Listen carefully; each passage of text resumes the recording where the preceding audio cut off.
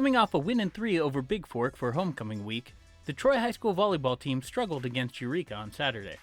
Early in the first set, the Lions and Trojans traded off the lead several times as both teams struggled with unforced errors. Troy senior Montana Rice gave the Trojans a 7-6 lead with an ace, but it was the final time Troy would hold the lead.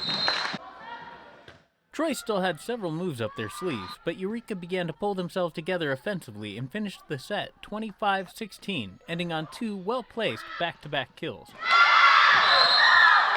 In the second set, Troy fell behind early and were unable to recover.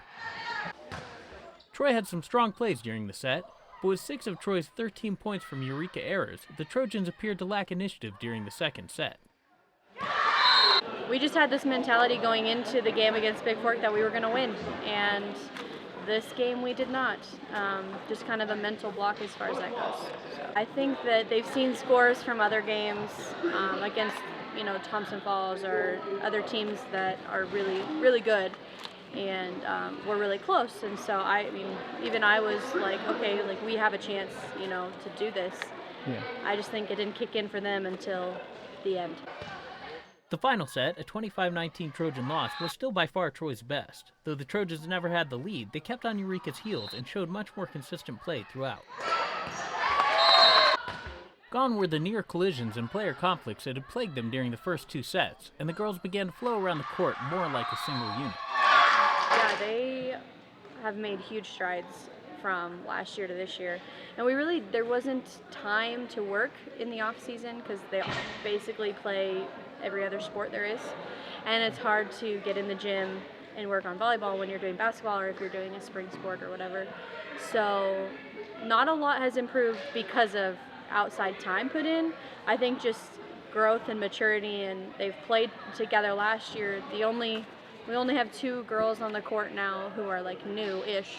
Yeah. Who didn't play last year, and so having that team chemistry carry over from last year has really helped. They've built a stronger team because of it, and we have a leader, Mazzy Hermes, is really stepping up for us and working to keep the team chemistry positive and make it a positive environment to play in. So Leah Clay, she's a sophomore, she's new this year.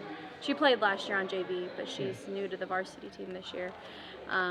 She really stepped up. This summer we had open gyms, and at that point I really only had one setter, Caitlin, and we just aren't strong enough to have just one setter, so we do a 2-setter rotation.